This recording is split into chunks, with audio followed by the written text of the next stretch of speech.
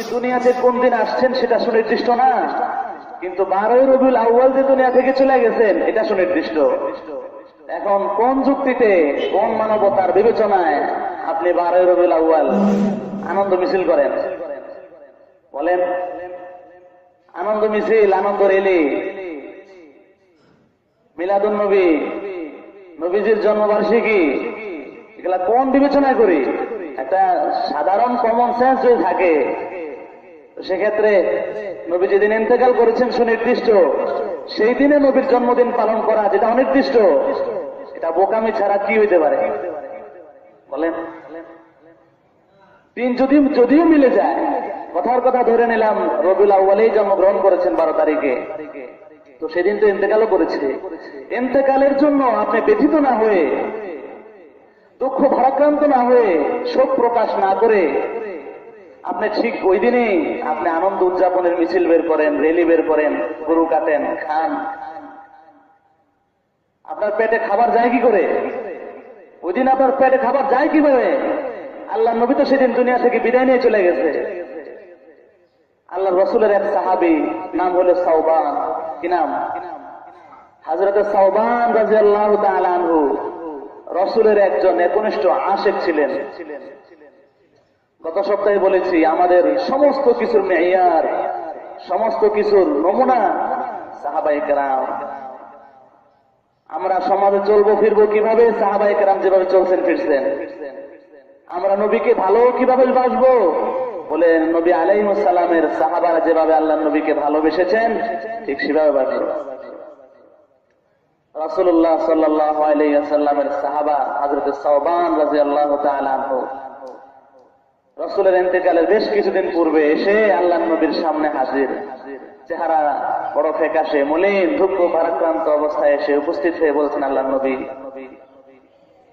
আমার মনে বড় দুঃখ। কেন সাওবান, তোমার কি হয়েছে? হাবিবে কিবরিয়া নবী বললেন, তোমার কি হয়েছে বলো আমার কাছে, তোমার চেহারা ফ্যাকাশে কেন, মলিন হয়ে গেল কেন? হযরত সাওবান রাদিয়াল্লাহু তাআলা আনহু বলেন, আবু আল্লাহর নবী, আপনার শরীর অসুস্থ, আমার মনে হচ্ছে আপনি বেশি দিন আর বাঁচবেন না। আপনার অবর্তমানে, আপনার তিরোধানের পরে, আপনার ওফাতের পরে আমরা কিভাবে বেঁচে থাকবো? সেই দুঃখ, সেই যন্ত্রণা আমাকে এখন থেকেই যাতনা দিচ্ছে। আমরা যে সমাজে বসবাস করবো ওই সমাজে আল্লাহর নবী নাই, আমি থাকবো অথচ রাসূলকে দেখবো না। এক সাহাবী তো আল্লাহ তাআলার কাছে দোয়া করেছেন, প্রভু হে, আল্লাহ রাসূলের ইন্তেকালের পরদিন থেকে আমার দুইটা চোখ আপনি অন্ধ বানায় দিয়ে, এই দুইটা চোখ দিয়ে শুধু আমি আল্লাহর নবীকে দেখতাম, দেখে দেখে আমার অন্তরের ক্ষুধা নিবারণ করতাম। এই চোখ থাকবে, আমি আর আল্লাহর নবীকে দেখবো না, সেই চোখ আমার লাগবে না, ওই চোখ আমি রাখবো না। ও প্রভু, আপনি আমার দুইটা চোখ কানা করে দেন। আল্লাহ তাআলা সাহাবীর দোয়া কবুল করেছেন। রাসূলের ইন্তেকালের পরে তার দুটো চোখ কানা হয়ে গিয়েছে। এটা হলো মুহাব্বতের তাকাজা।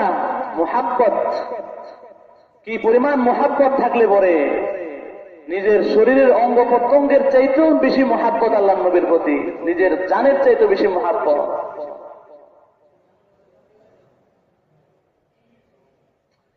তারা চোখ দিয়েছে, নাক দিয়েছে, হাত দিয়েছে, গর্দান দিয়েছে আল্লাহর নবীর মুহাব্বতে। আমাদের কাছে যদি বলা হয় আঙ্গুল কেটে 1 ফোঁটা রক্ত তো দাও, পাওয়া যাবে? একজনে পাওয়া যাবে? মুশকিল হবে। মুহাব্বত, আজীব এক মুহাব্বত। মুহতারাম, বলছিলাম আল্লাহ রাসূলের সাহাবী সাওবান রাদিয়াল্লাহু তাআলা আনহু আল্লাহর নবীকে বলছেন, ও নবী, আপনার অবর্তমানে আমরা বাঁচবো কি করে? আপনাকে অবর্তমান রেখে আমরা বাঁচবো কি করে? সেই দুঃখ যাতনা আমাকে বড় যাতনা দিচ্ছে, যন্ত্রণা দিচ্ছে। সে কারণেই আমার চেহারা মলিন হয়ে গিয়েছে। ওই মুহূর্তে আল্লাহ রসুলের এই পেয়ারা সাহাবী, এই আশিক রসুলের অন্তরের দিকে খেয়াল করে আসমানের মালিক আল্লাহ তাআলা আয়াত নাযিল করেছেন। সুবহানাল্লাহ। দিলের হালতের উপরে আসমান থেকে কোরআনের আয়াত নাযিল হয়ে গেছে। ومن يطع الله والرسول فأولئك مع الذين أنعم الله عليهم من النبيين والصديقين والشهداء والصالحين। আল্লাহর নবীর কাছে আয়াত নাযিল হইল। আল্লাহর নবী বলেন, ও সাহাবী শোনো, আল্লাহ তাআলা আমাকে খবর পাঠিয়েছেন যারা আল্লাহর নবীকে ভালোবাসে, যারা দুনিয়াতে অন্তর থেকে আল্লাহর নবীকে ভালোবাসবে, হাসরের মাঠে কিয়ামতের ময়দানে আল্লাহর জান্নাতে ওই আশিকে রাসূলরা আল্লাহর নবীর সঙ্গে জান্নাতে থাকবে। এই আয়াত নাযিল হইল, ওমাই ইউতিল্লাহ ওয়ার রাসূলা, যারা আল্লাহ ও আল্লাহর নবীকে ভালোবাসবে, ফাউলাইকা মাআল্লাযিনা আনআমাল্লাহু আলাইহিম মিনান নাবিয়্যিন, তারা হাসর মাঠে জান্নাতের ভিতরে আল্লাহর নবীর সঙ্গে বসবাস করবে। ওয়াসসিদ্দিকিন, সিদ্দিকিনদের সাথে, ওয়াশুহাদা ওয়াসসালিহিন, আল্লাহ তাআলার নৈকট্য প্রাপ্ত সমস্ত বান্দাদের সঙ্গে ওই আশিকে রাসূলটারও জায়গা হয়ে যাবে। আশিকে রাসূল তো এগুলা, এরা হলো আশিকে রাসূল, এরা আল্লাহ রাসূলকে ভালোবাসছেন, দিল থেকে ভালোবাসছে, ঠোঁট থেকে না, জবান থেকে না। ওহো, ভালোবাসা এটা তো অন্তরের বিষয়, নাকি হাতের বিষয়, পায়ের বিষয়, চোখের বিষয়, মাথার বিষয়, কিসের বিষয়? ভালোবাসা এটা তো দিলের সাথে সম্পর্ক। ইতিহাস বলে দুইটা জিনিস কখনোই গোপন করা যায় না। কয়টা? দুই তালে পোষ্যকে গোপন করা যায় না। একটা হলো এশক, আর একটা হলো মেশক। কয়টা? কয়টা? কথা বলেন, কয়টা? এই দুইটারে গোপন করা যায় না। একটা এশক আর একটা মেশক। মেশক মানে ঘ্রাণ, সুবাস, সুগন্ধি। এটাকে আপনি যতই ঢাকতে চাইবেন, ধামাচাপা দিতে চাইবেন, ঢাকবে? ঢাকা যাবে? গোপন করা যাবে? লুকানো যাবে? আরেকটা হলো এশক, এটা যার দিলের ভিতরে এশক আছে, মহাব্বত আছে, প্রেম আছে, তার এই প্রেম, তার ভিতরে প্রেমের দাহন জ্বলা উঠবে, প্রেমের আগুন জ্বলা উঠবে। ওই আগুনকে নিবারণ করা সম্ভব না। ওই প্রেমের আগুনকে গোপন করা যায় না। কারো ভেতরে যদি আল্লাহর নবীর মহাব্বত থাকে, ওই মহাব্বত তার মাথা ভেদ করে বেরিয়ে যাবে, ওই মহাব্বত তার হাতে বেরিয়ে যাবে, ওই মহাব্বত তার মুখে বেরিয়ে যাবে, মহাব্বত তার শরীরে প্রকাশ পেয়ে যাবে। আল্লাহর নবীকে মহাব্বত করে তার মাথায়, ওই মহাব্বতের দাবিতে মাথায় টুপি উঠে যাবে। আল্লাহর নবীকে মহাব্বত করে মহাব্বতের দাবিতে তার মুখে দাড়ি উঠে যাবে। আল্লাহর নবীকে মহাব্বত করে শরীরে সুন্নতি জামা উঠে যাবে। এটা মহাব্বতের বহির্প্রকাশ, এটা মহাব্বতের বহির্প্রকাশ। আমরা ভিডিও ক্লিপে দেখেছি, যারা ঢাকা শহরে লম্বা লম্বা মিছিল করেছে, র্যালি করেছে, অধিকাংশের মুখে দাড়ি নাই, সুন্নতি জামা নাই। কিসের মহাব্বত বলুন? আরিফ বিল্লাহ রুমির জামানা, জালালউদ্দিন রুমি রহমতুল্লাহি আলাইহি একটা ঘটনা লিখেছেন। ওই যে লাইলাকে একজন ভালোবাসতো, নাম কি? এই মজনু মানে পাগল। ও লাইলার জন্য আসলেই পাগল, পাগল পাড়া, একদম পাগল। লাইলারে কখনো দেখে না, পায় না, কাছে পায় না, কিন্তু ওর প্রেমে, যাতনায়, বিরহ বেদনায় অস্থির। লাইলাকে সংবাদ দেওয়া হলো, আপনাকে এই লোকটা অনেক ভালোবাসে, আপনি তার জন্য কিছু করেন। আপনার বিরহ বেদনায়, আপনার ভালোবাসায় সে মুগ্ধ, সে নিজের খাওয়া দাওয়া ভুলে গেছে, নিজের শরীরের যত্ন ভুলে গেছে, শুধু লাইলা লাইলা লাইলা ছাড়া আর কিছু বুঝে না। আপনি তো তার জন্য কিছু করেন। তো লাইলা তার কর্মচারীকে বলে দিছে, ঠিক আছে, তার শরীরের যত্নের জন্য আমার ঘর থেকে প্রতিদিন এক পেয়ালা দুধ তার কাছে নিয়ে দিয়ে আসবা। কোথায় থাকে? বলে জঙ্গলে থাকে। রাজদরবার থেকে ঘোষণার পরে ছদ্মবেশী এক পাগল শুধু দুধ খাবার জন্য মুখে লাইলা লাইলা জপে, আর জঙ্গলের একদম নিকটে, সন্নিকটে বসে গেছে। লাইলা লাইলা লাইলা লাইলা জপতে থাকে, আর আগন্তুক দুধ নিয়ে আসে, দিব্যি দুধ খেয়ে ফেলে। বলে কে পাঠাইছে? ও আমার লাইলা পাঠাইছে, মাশাআল্লাহ, তো দাও দাও দাও, তো দুধ খেয়ে ফেলে, ডক ডক ডক ডক করে খেয়ে ফেলে। নেওয়া যায়, নিয়ে আসে, নেওয়া যায়, দেয়া যায়, নিয়ে আসে। বহুদিন চলে গেল। লায়লার দিলে সন্দেহের সৃষ্টি হলো যে আমার মাশুকা, আমার প্রেমাস্পদ, সে শুধু আমার দুধই খায়, আমাকে তো কোনো বার্তা পাঠায় না, কোনো কাব্য বিনিময় করে না, কোনো প্রেম বার্তা পৌঁছায় না। আসলেই কি আমার আসল প্রেমিকে খায় নাকি নকল প্রেমিকে খায়? যাচাই করার দরকার আছে না নাই?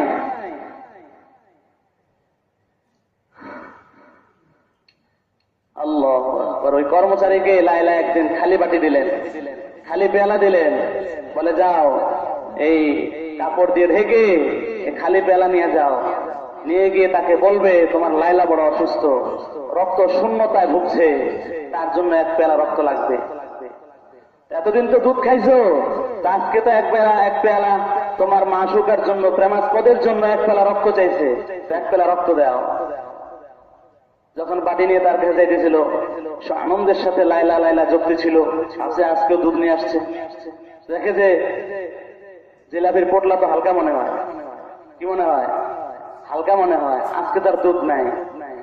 বলে যে আজকে দুধ নাই, কারণ হলো লায়লা তোমার কাছ থেকে এক পেয়ালা রক্ত চাইছে, তুমি তো তার জন্য পাগল, বেকুল, দিশেহারা, আত্মহারা তোমার প্রেমিকার জন্য, তো এক পেয়ালা রক্ত তো দাও। বলে যে আরে বোকা, আমি কি রক্ত দেওয়ার প্রেমিক? আমি কি রক্ত দেওয়ার পাগল? রক্ত দেওয়ার লায়লা প্রকৃত যে আশেক, যে প্রেমিক, সে তো জঙ্গলে আরো ভিতরে বহুদিন পর্যন্ত অনাহারে আছে, ক্ষুধার্ত অবস্থায় আছে, কিন্তু লায়লাকে তো এক মুহূর্তের জন্য ভুলে না। যাও তার কাছে চলে যাও। আসলে খালি বাটি নিয়ে সেখানে গিয়ে দেখে সত্যিকার অর্থে লায়লার প্রেমিক সেখানে বসে আছে, আর জিকিরের বসে সে লায়লা লায়লা লায়লা লায়লা জপতেছে। আগন্তুকে আর বুঝতে বাকি ছিল না, এটাই হলো প্রকৃত আশেক।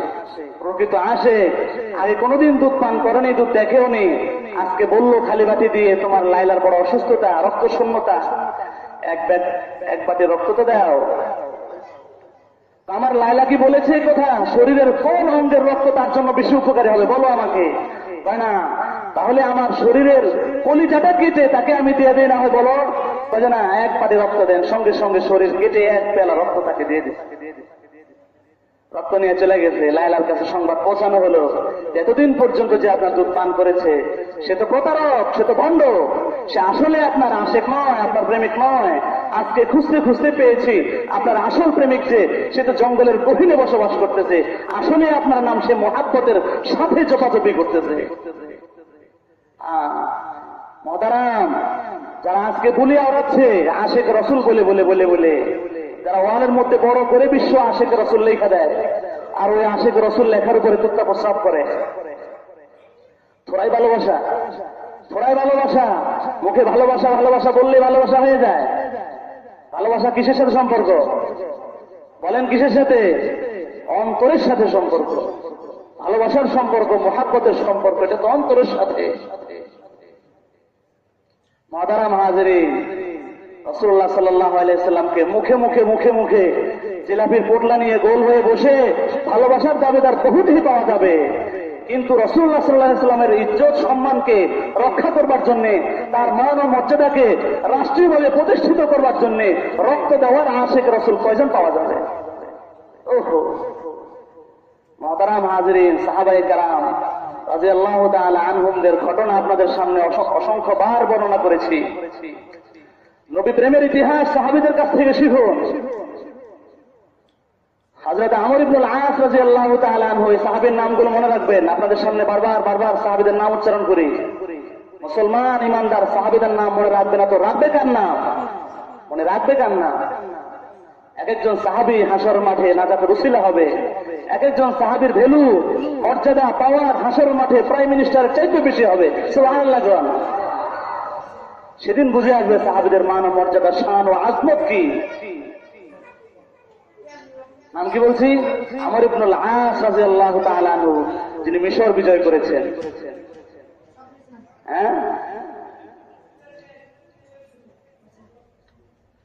আল্লাহু আকবার। হযরত আমর ইবনুল আস রাদিয়াল্লাহু তাআলা আনহু বিশাল সৈন্য বাহিনী নিয়ে যুদ্ধ করতে করতে করতে করতে অঞ্চলকে অঞ্চল পার হয়ে চলে গেছে। জেরুজালেম পর্যন্ত পৌঁছে গেছে। হযরত আমর ইবনুল আস রাদিয়াল্লাহু তাআলা আনহু যুদ্ধ করতে করতে করতে করতে অঞ্চল বিজয় করতে করতে জেরুজালেম পর্যন্ত পৌঁছে গেছে। জেরুজালেমে খ্রিস্টানদের বসবাস ছিল। তো খ্রিস্টানরা যখন জানতে পারলো আমাদের অতি নিকটে আমর ইবনুল আস তার বিশাল বাহিনী নিয়ে আক্রমণ করবার জন্য চলে এসেছে, আমাদের অঞ্চল বিজয় করবার জন্য, দখল করবার জন্য চলে এসেছে, হযরত আমর ইবনুল আস রাদিয়াল্লাহু তাআলা আনহু জেরুজালেমের চৌরাস্তা পর্যন্ত পৌঁছলেন যখন, তখন দেখলেন চৌরাস্তার ভিতরে বিশাল একটা ভাস্কর্য মূর্তি, মাটির বানানো কারুকার্যে খচিত মূর্তি সাজানো। এই মূর্তিটা হলো হযরত ঈসা আলাইহিস সালামের মূর্তি। নাউযুবিল্লাহ গান। এই নবীকে তারা বেশি মহাব্বত করে, মহাব্বতের দাবিতে তারা নবীর মূর্তি বানায় রাখছে চৌরাস্তায়। আমাদের ঢাকা শহরে গেলেও দেখবেন মোড়ে মোড়ে চৌরাস্তায় চৌরাস্তায় যারা দেশের জন্য প্রাণ দিল, জান দিল, জীবন দিল, রক্ত দিল দেশের জন্য, ভাষার জন্য, তাদের মূর্তি স্থাপন করে আছে। এই মূর্তি স্থাপনের দ্বারা তাদের কলিজায় কি যাবে বলেন? কোন রহমত যাবে? দোয়া যাবে? মাগফিরাত যাবে? ইসলাম সব হবে? থাকলে কোন একজন বলেন? বিন্দু মাত্র যাবে না। যদি যায় আযাব ও গজব যাওয়ার সম্ভাবনা রয়েছে। মুহতারাম হাজরিন, হযরত ঈসা আলাইহিস সালামের মূর্তি স্থাপন করে রাখছে জেরুজালেমের চৌরাস্তায়। ওমর ইবনুল আস রাদিয়াল্লাহু তাআলা দেখলেন ঈসা আলাইহিস সালামের পয়গম্বরের এই মূর্তি স্থাপন করে রাখছে, কিন্তু ঘটনাক্রমে কে বা কাহারা কেন যেন তার এই মাটির নাক এটা ভেঙে ফেলেছে। পরের দিন যখন খ্রিস্টানরা জানতে পারলো যে আমাদের নবীর নাক ভেঙে ফেলেছে, তখন তারা ক্ষিপ্ত হয়ে গেছে। সকলে দলে দলে সদল বলে আন্দোলনের মিছিল শুরু করে দিয়েছে। মুসলমানদেরকে প্রতিহত করতে হবে, ওমর ইবনুল আসকে প্রতিহত করতে হবে। তারা আন্দোলন শুরু করে দিয়েছে। আমাদের নবীর নাক তারা ভেঙে ফেলেছে, এটার প্রতিশোধ চাই, এটার বদলা চাই, নাকের বদলে নাক চাই। সংবাদ পাঠানো হলো ওমর ইবনুল আসের কাছে যে তোমাদের মধ্য থেকে আমাদের নবীর নাক ভেঙেছে তাকে স্বেচ্ছায় সদিচ্ছায় আমাদের কাছে সুপর্দ করো, নতুবা তোমাদের একজনের নিস্তার হবে না। আর নতুবা তোমাদের প্যারা নবী মুহাম্মদুর রাসূলুল্লাহকেও আমরা মূর্তি বানিয়ে এখানে কোটি জনতার সামনে, লাখো জনতার সামনে তার মাটির নাকটা ভেঙে দিয়ে আমরা এই নাক ভাঙার বদলা নাকের মাধ্যমে নিয়ে নেব। কোটি জনতার সামনে তোমাদের নবীকে আমরা অপমানিত করব। এই প্রস্তাব পাঠানো হলো। আমর ইবনুল আস রাদিয়াল্লাহু তাআলা নিজ সাথীদের মধ্যে খোঁজ নিলেন, তালাশ করলেন। প্রকৃতপক্ষে সাহাবায়ে কেরাম মিথ্যা কথা বলার মানুষ নয়। আসলেই পাওয়া গেল না এখানে কেউ, এখানের কেউ ভাঙে নাই, এখানের কেউ ভাঙে নাই। আমর ইবনুল আস রাদিয়াল্লাহু তাআলা ভাবলেন এখন যদি আমরা সুপর্দ করতে না পারি তাহলে তো তারা প্রতিশোধমূলক আমার নবী মুহাম্মদুর রাসূলুল্লাহর আকৃতি স্থাপন করবে, মূর্তি বানাবে, আর কোটি জনতার সামনে আমার নবীর নাকের মধ্যে আঘাত করবে। এটা আমি আমর ইবনুল আস কিভাবে বরদাস্ত করতে পারি? তিনি প্রত্যুত্তর খবর পাঠাইলেন তোমাদের নবীর নাক যেই ভাঙুক না কেন সেটার স্বীকারোক্তি আমি দিচ্ছি। আমাকে তোমরা আমার নাক কেটে সে বদলা নিয়ে নাও, তবু আমার কলিজার টুকরা রাসূলের মূর্তি তোমরা বানাইও না। তারা খুশি হয়ে গেল, খ্রিস্টান সম্প্রদায় খুশি হয়ে গেল। মুসলিম সেনাপতির নাক যদি নিয়ে নিতে পারি তাহলে গোটা মুসলিম বাহিনী ছত্রভঙ্গ হয়ে যাবে। সেনাপতির নাক নিয়ে নিলাম, নাক নিলে মানুষ বাঁচবে, নাক নিলে তো মানুষই বাঁচবে না। হ্যাঁ, ওটা নাকি যদি কোবাই নেওয়া যায় মানুষ বাঁচবে না তো আর। মুসলিম সেনাপতির নাক নেব, সকলে খুশি। 3 তারিখ ধার্য করা হলো, মঞ্চ কায়েম করা হলো। সে নির্দিষ্ট সময়ে নির্দিষ্ট দিনে ওমর ইবনুল আস রাদিয়াল্লাহু তাআলা আনহু নিজে হাজির হলেন। খ্রিস্টানরা পুরো রাজ্যে এলান করে দিল, সমস্ত খ্রিস্টানেরা 2.5 লক্ষ 2.5 লক্ষ অনুমানিক খ্রিস্টান হাজির হয়ে গেছে। আজকে মুসলিম সেনাপতির নাকের বদলে নাক নেওয়া হবে। হযরত ওমর ইবনুল আস রাদিয়াল্লাহু তাআলা বিনা অন্যায়ে তার নাক নিয়ে যাওয়া হবে, তাকে মৃত্যুদণ্ড দেওয়া হবে। এই কারণে মুসলিম তাঁবুর ভিতরে কান্নার রোল পড়ে গেল, কান্নার রোল পড়ে গেছে। আজকে মুসলিম সেনাপতির জান যাবে, নাক যাবে। কিন্তু এক আল্লাহর বান্দা হাসতে হাসতে হাসতে হাসতে মৃত্যুদণ্ডের মঞ্চের দিকে আগায় যাইতেছে।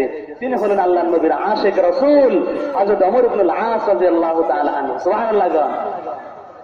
মৃত্যুর মঞ্চে চলে গেলেন, মৃত্যুর মঞ্চে চলে গেলেন। এক্ষুনি জল্লাদকে নির্দেশ দেওয়া হলো যে তলোয়ার নিয়ে হাজির হও। এক কবে ওমর ইবনুল আসের নাককে তুমি দ্বিখণ্ডিত করে দাও, শরীর থেকে আলাদা করে দাও। ওই মুহূর্তে উপস্থিত জনতার মধ্য থেকে একজন হাত তুলে লাফ দিয়ে এসে মঞ্চের দিকে চলে আসছে। জল্লাদ থামো, তুমি থামো। উনি খ্রিস্টানদের একজন পাদ্রী ছিলেন।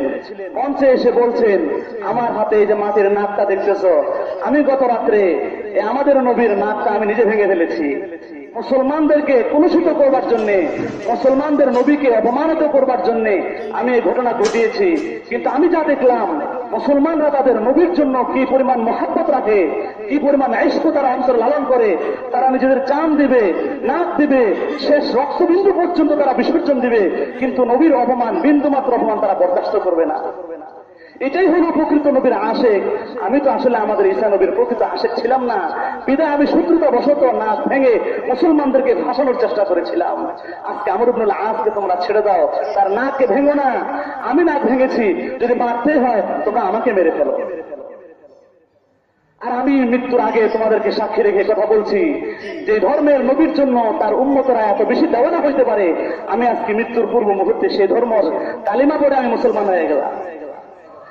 ওই এক পাত্রের কালমা পড়ে মুসলমান হইতে দেখে ১৬ লক্ষ খ্রিস্টান সঙ্গে সঙ্গে কালমা পড়ে মুসলমান হয়ে গেছে। বিনা যুদ্ধে, বিনা তরবারিতে, বিনা রক্তে গোটা জেরুজালেম হযরত ওমর ইবনুল আস রাদিয়াল্লাহু তাআলা আনহুর কবজায় চলে এসেছে। সুবহানাল্লাহ। মুহতারাম হাজিরিন, বলছিলাম এই কথাটা, নবীর সাহাবীরা নবীর জন্য কি পরিমাণ মহব্বত ছিল। তোরাই আমারও আপনারও তো মহব্বত আছে। মুহতারাম হাজিরিন, আল্লাহ তাআলা আমাদের সকলকে পেয়ারা নবীর মহব্বত আমাদের দিলের ভিতরে প্রকৃত ইশক পয়দা করে দেন। আমিন বলেন। আল্লাহকে ভালোবাসতে হবে, আল্লাহ নবীকে ভালোবাসতে হবে। যদি হাসরের মাঠে শাফাআত পাইতে চান, যদি হাসরের মাঠে নাজাত পাইতে চান, অন্তরে আল্লাহর রাসূলের ভালোবাসাকে প্রকৃত অর্থে জায়গা দিতে হবে। আপনি যখন নবীর মহব্বত নিয়ে হাসর মাঠে উঠবেন, আল্লাহ নবী আপনাকে সুপারিশ করে আল্লাহর জান্নাতে পৌঁছে দেবে। মুহতারাম হাজিরিন, এজন্য বলছিলাম, মুসলমান হন, ইমানদার হন, আল্লাহ রাসূলের ইশককে অন্তর জায়গা করে দেন। রাসূলের মহব্বত যখন অন্তরে আসবে, তখন দেখবেন যে মানুষকে মাফ করে দেওয়ার মাত্রা নিজের মধ্যে পয়দা হবে। আল্লাহ রাসূল একদিন ক্লান্ত শ্রান্ত অবস্থায় পাহাড়ের পাদদেশে গাছের নিচে ছায়ার ভিতরে তিনি শয্যা গ্রহণ করলেন, বিশ্রাম নিতেছিলেন। তলোয়ার তা গাছের সঙ্গে ঝুলাইয়া রাখলেন। তবসরে একজন ইহুদি এটাকে সুযোগ মনে করে এসেছেন, তলোয়ারটা গাছের থেকে নামায় হাতে নিলেন, আওয়াজ দিয়ে মোহাম্মদকে ডাকলেন, মোহাম্মদ। আল্লাহ রাসূল ঘুম ভেঙে গেল, উঠলেন, উঠে দেখে ইহুদির হাতে তলোয়ারখানা, আর বলল, ইহুদি তোমাকে বলো এখন আমার হাত থেকে কে বাঁচাবে? হাবিবে কিবরিয়া নবী মুহাম্মদুর রাসূলুল্লাহ সাল্লাল্লাহু আলাইহি ওয়াসাল্লাম বললেন, আল্লাহ, আমার আল্লাহ আমাকে বাঁচাবে। আল্লাহর নাম কি মহব্বতের সাথে, কি ইশকের সাথে, কি বিশ্বাসের সাথে জোরে উচ্চারণ করলেন। আল্লাহর নাম এমন প্রকম্পিত ভাবে আওয়াজের সাথে উচ্চারণ করলেন, এক আওয়াজে আল্লাহর নামের পাওয়ার ও ক্ষমতার বলে ইহুদির হাত থেকে থরথর থরথর করতে করতে তলোয়ার একদম নিচে পড়ে গেছে। আল্লাহর নামের পাওয়ার আছে না নাই? আছে না নাই? বিশ্বাস হয়? আল্লাহকে সবাই একবার ডাকছেন, ইয়া আল্লাহ, আল্লাহ। আল্লাহর নামের ধ্বনিতে ইহুদির হাতের কম্পন সৃষ্টি হয়ে গেছে, তলোয়ার নিচে পড়ে গেছে। আল্লাহর নবী তলোয়ার আবার উঠায় নিলেন, উঠাই নিয়ে বললেন, ইহুদি বলো তো এবার আমার হাত থেকে তোমাকে কে রক্ষা করবে? ইহুদি তো ইহুদি, ইহুদি তো ইহুদি, ও জালেম বলে যে আপনি ছাড়া আমাকে বাঁচানোর কেউ নাই, আপনি ছাড়া আমাকে বাঁচানোর। আল্লাহ নবীর আদর্শ ছিল সিলমান কাতাআকা ওয়া'ফু আম্মান যালামাকা, যাও আমি রহমতের নবী হিসেবে দুনিয়াতে এসেছি, আমার রহমত, আমার দয়া, আমার কষ্টের উপরে প্রাধান্য পেয়ে গেছে, আমি তোকে মাফ করে দিলাম। রাগের মুহূর্তে যে নবীকে মারতে আসছে, ওই নবী তাকে না মেরে মাফ করে দিলেন। এরকম উচ্চ আখলাক দেখে ওই ইহুদির সঙ্গে সঙ্গে কালমা পড়ে মুসলমান হয়ে গেল। এটা কালমার বল, লা ইলাহা ইল্লাল্লাহর বল, কত কুদরত ক্ষমতা। মুহতারাম হাজিরিন, এজন্য বলছিলাম সাহাবায়ে কেরামের আদর্শ মানার মধ্যে আমাদের জন্য কামিয়াবি। আল্লাহ রাসূল সাল্লাল্লাহু আলাইহি ওয়াসাল্লাম বলছেন, মান আহাব্বা সুন্নতি ফাকাদ আহাব্বানি ওয়া মান আহাব্বানি কানা মাই ফিল জান্নাহ। আপনারা বলতে পারেন সাহাবীরা নবীকে দেখেছে তাই প্রাণ ভরে মহাব্বত করেছে, আমরা তো আর নবীরে দেখি না, এরকম কিভাবে মহাব্বত করতে পারি? নবী না থাকলেও নবীকে কিরকম মহাব্বত করতে হয়, কিভাবে করতে হয়, ওটা হাদিসের মাধ্যমে আল্লাহ রাসূল শিখিয়ে গেছেন। মান আহাব্বা সুন্নতি ফাকাদ আহাব্বানি, আল্লাহ রাসূল বলে আমার রেখে আসা আদর্শকে যারা মহাব্বত করবে সেজন্য খোদ আমি নবীকেই মহাব্বত করলো, আর যে আমি নবীকে মহাব্বত করলো তার জন্য ওয়াজিব হলো আমার সঙ্গে জান্নাতে সে থাকবে। মুহতারাম হাজিরিন, সুন্নতের কোনো ধারদারি নাই, ইশকে নবীর কোনো ধারদারি নাই, আমলের কোনো পরোয়া নাই, কিন্তু মুখে বলি আছে আমরা নবীর আশিক, সবাই মিথ্যা আশিক। আল্লাহ তাআলা আমাদেরকে এই সমস্ত প্রতারক আশিক রাসূলদের থেকে হেফাজত করুন, আমিন বলেন। প্রকৃত অর্থে আল্লাহ তাআলা আর আল্লাহ রাসূলের যে ইশক মারিফত আর মুহাব্বত, সেই মুহাব্বত আল্লাহ তাআলা আমাদের কলিজার মধ্যে ঢেলে দেন, আমিন।